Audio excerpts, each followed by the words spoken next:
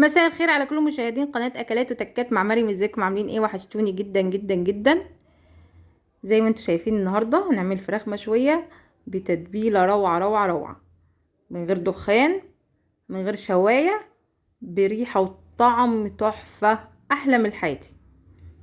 شايفين شكلها عامل ازاي؟ بجد جميلة قوي، جوسي وطرية وتطلع معاكي مستوية جدا جدا جدا.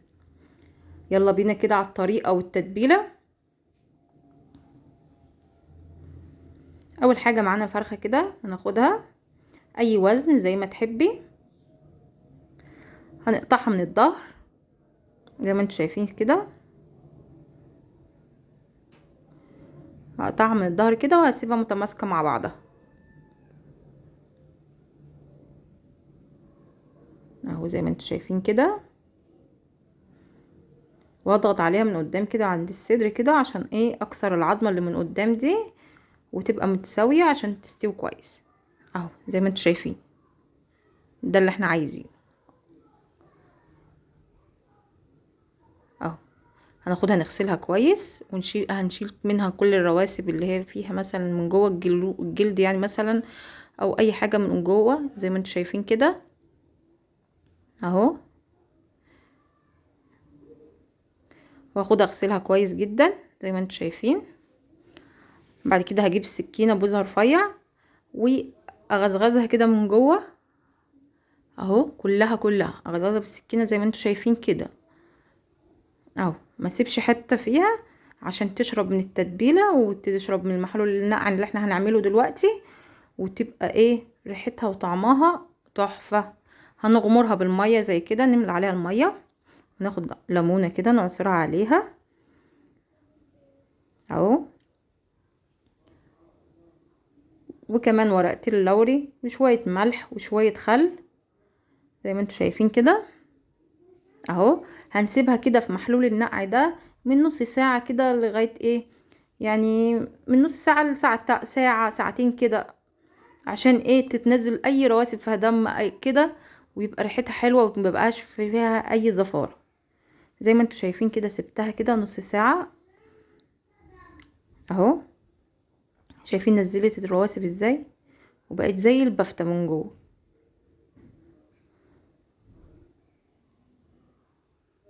اهو. شطفتها من الخل زي ما انتم شايفين كده. هنحضر بقى التتبيله بتاعتنا اللي هتخلي الطعم ايه؟ جبار. زي ما انتم شايفين، اول حاجه معانا حبايه طماطم كبيره متقطعه او حبايتين صغيرين، وحبايه فلفل رومي وحبايه فلفل حامي طبعا، وحبايه وبصلايه واربع فصوص توم زي ما انتم شايفين كده. بس الفلفل الحامي مش هيعمل اي حاجه، يعني مش هيخليها حراقه كده او حامي، بس هيعلي التست بتاعها وتبقى طعمها حلو. ومعانا فنجان خل وفنجان زيت، معلقتين زبادي كبار، معانا هنا معلقتين صويا صوص ومعلقتين صوص ومعلقه كبيره صوص باربيكيو. معانا هنا ملح وكمون وفلفل اسود وبابريكا وبهارات، ورقه لوري وحبيتين حبهان، 7 بهارات زي ما انتم شايفين كده.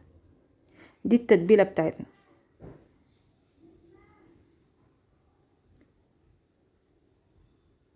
هناخد كده نجيب الخلاط بتاعنا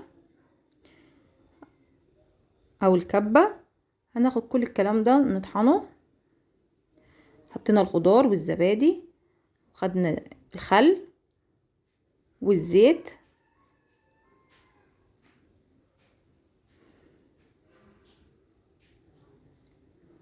وهناخد الورق اللوري والحبهان. طبعا ممكن تستغني على الحبهان الحب دوت، ممكن تحطي نص معلقه حبهان مطحون تمام، بس عشان انا ما عنديش مطحون فاضطريت احط حبهان حب. هننزل بقى بالخليط اللي احنا عملناه دوت على الفرخه،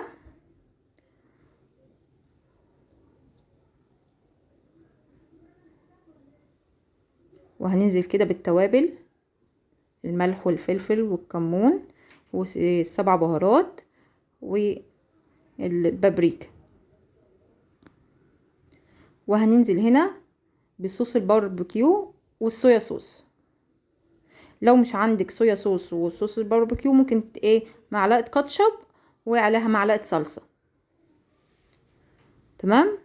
هنعمل مساج كده للفرخة كده ونظبطها في التتبيلة من جوه ومن بره وتحت الجلد وايه، يعني نغمرها كده بالتتبيلة خالص زي ما انتوا شايفين كده. نقلب فيها التتبيلة حلوة قوي. انا بستخدم ايدي زي ما انتوا عارفين، انا يعني ببقى غاسلة ايدي كويس جدا وبشتغل بايدي اهو. هنفضل ندلكها حلوة قوي عشان تشرب من التتبيلة. وهندخل كده تحت الجلد، هناخد من التتبيلة وندخله تحت الجلد. طبعا احنا مغزغزين كده بالسكينة من تحت، فهتشرب من التتبيلة وهيبقى طعمها رهيب بجد. كانت جميلة قوي قوي قوي، وكان طعمها حلو احلى من الحاتي صدقوني. جربوها وعلى ضمانتي. وما تنسونيش كده في لايك بقى وكومنت وقولي رأيكم فيها ايه، وشاركوا الفيديو لكل اصحابكم. زي ما انتم شايفين كده هناخد من التتبيله ونحط تحت الجلد، ونخلي بالنا ان الجلد ما يتقطعش عشان نحافظ على شكلها، عشان يبقى شكلها لطيف كده واحنا بنقدمها سواء لضيوف، لولادنا، لجوزك، لاهلك، لبيتك، اي حد اي حد يبقى شكلها حلو. العين بتاكل قبل البق. كلنا كده متفقين ان العين بتاكل قبل البق. لما الحاجه بيبقى شكلها حلو يعني بتبقى الاكل بيبقى يعني ليه يعني ليه طعم تاني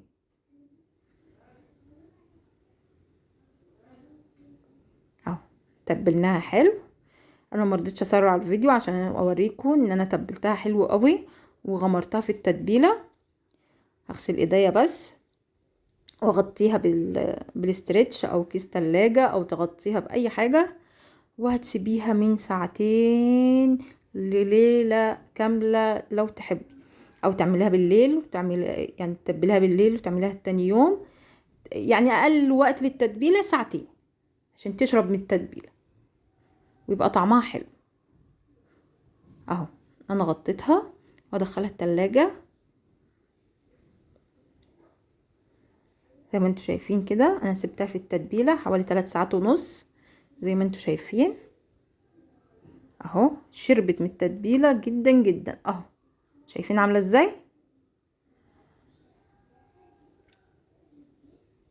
هنيجي كده هنجيب صاج او صينيه زي ما انتوا شايفين كده، وهجيب الشبكه بتاعه الفرن زي ما انتوا شايفين كده، وهاخد الفرخه بتاعتنا نحطها على الشبكه اهو بالشكل ده زي ما انتوا شايفين كده. نفردها كويس نظبطها اهو. وهاخد باقي التتبيله كلها كده على الفرخه كده من فوق اهو. وهبقى اغلي ميه سخنه. ناخد كده كوبايتين ميه سخنين جدا وننزل كده في الصاج بتاعنا. طبعا يعني لو احنا حطينا الفرخه كده يعني هتستوي بس مش هتبقى طريه قوي، لكن لو حطينا فيها ميه الميه هتتبخر عليها متبقاش ايه ناشفه. ميه سخنه ونحطها في الصاج. طبعا التتبيله اللي نزلت في الصاج هتطلع بقى ريحه بقى وتدي ايه ريحه وطعم حلو. زي ما انتوا شايفين كده شويه ميه سخنين في الصاج او في الصينيه اللي بتعملي فوقيها زي ما انتوا شايفين كده. هندخلها الفرن وهنشوفها بعد كده لما تستوي مع بعضين اهو. زي ما انتوا شايفين عامله ازاي استوت معانا حلو قوي اهو. شايفين تحفه تحفه تحفه.